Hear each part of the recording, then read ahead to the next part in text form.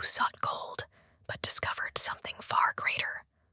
Let the waves of this tale carry you into a peaceful slumber as we drift into the unknown. It all started with an old, rusted metal box buried beneath the sand. Liam, the fearless leader of the group, had stumbled upon it during a late-night walk along the coast. Inside, he found a tattered map, edges browned with age, and a series of strange markings leading to a place called Blackwater Island. His friends, Ethan, Maya, and Ryan, gathered around in his dimly lit beachside cabin, their eyes flickering with curiosity and doubt. "Liam, are you sure this thing is real?" Ethan, always the skeptic, frowned at the map. "Look at the coordinates," Liam insisted, pointing at the faded numbers. "This island exists, and if the stories are true, there's gold hidden there." Maya, the most logical of the group, adjusted her glasses. Or just another legend? Ryan, the quiet but ambitious one, stared at the map, his mind racing. But what if it's not? What if we actually find something? A heavy silence filled the room. Then, as if they had all reached the same decision, Liam folded the map. "We leave at dawn." The next morning, the four friends set out in Liam's small boat. The sky was painted with soft hues of pink and gold as the sun rose over the horizon. The ocean stretched endlessly before them, and with each passing wave, anticipation grew. Hours passed, and as they neared Blackwater Island, an eerie fog crept across the water. The island loomed ahead, dense jungles, towering cliffs, and a shoreline untouched by time. "This place feels different," Maya murmured. Ethan chuckled. "What, afraid of a little island?" But as they pulled the boat ashore, the wind carried a sound, a distant whisper, almost like voices carried through the trees. "Did you hear that?" Ryan asked, his eyes darting toward the jungle. Liam shook it off. "Probably just the wind. Come on, let's find that gold." Using the map as a guide, they trekked through the thick jungle. The path was narrow, winding through ancient trees and vines that seemed untouched for centuries. But then, the trail disappeared. "It was right here," Liam said, studying the map. "There was supposed to be a path." Maya examined the ground. "It's like it was never here at all." The group exchanged uneasy glances. Had the island changed, or was something playing tricks on them?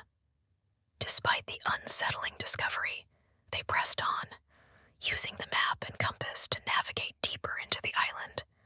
Hours passed, and just as exhaustion set in, they stumbled upon something strange, a circle of ancient stone statues, each carved into the shape of a face with hollow eyes.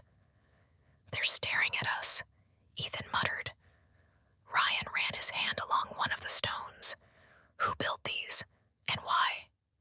As they studied the statues, the wind picked up, and a low whispering sound filled the air. Maya shivered. "I don't like this place."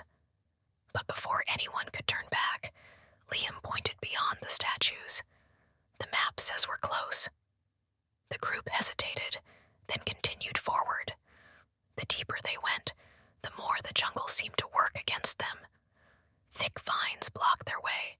The ground became uneven, and then the earth gave way beneath Ryan. He barely had time to react before he slipped into a hidden pit, his scream echoing through the jungle. Liam and Ethan rushed to the edge. "Ryan, I'm okay." Ryan's voice came from below. He had landed on a ledge, inches away from sharp spikes at the bottom. It took all their strength to pull him back up. As he reached the top, he exhaled shakily. This island wants to keep its secrets. But they were too close to turn back now. Finally, they reached the location marked on the map, a cave hidden behind a waterfall. Inside, the walls shimmered with gold, chests of ancient coins, golden artifacts, and jewels beyond their wildest dreams. Ethan whistled. "We actually found it."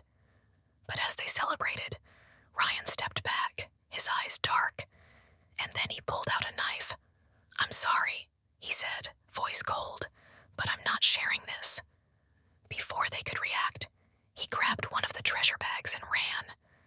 "Ryan, don't do this," Liam shouted. But Ryan didn't stop. He sprinted out of the cave, only to hear a deep rumbling sound. The ground beneath him cracked. The cave was collapsing. Ryan tried to run, but the floor beneath him gave way, swallowing him into the darkness below. The remaining 3 friends stood frozen, horror in their eyes. The treasure was still there, but they knew. Ryan had paid the price for his greed. The cave continued to collapse, forcing Liam, Ethan, and Maya to grab only what they could carry and escape. As they reached the shore, exhausted and shaken, they looked back at the island one last time. "Ryan betrayed us," Ethan said quietly, "and the island punished him for it." Maya nodded. Maybe some things are meant to stay hidden. As they sailed away, the island disappeared into the mist, as if it had never existed. They had found treasure, but at a cost they would never forget. And so, the tale of Blackwater Island comes to an end. A story of adventure, betrayal, and the price of greed. As you drift into sleep, let the waves carry you to peaceful dreams, where the mysteries of the world remain just beyond reach.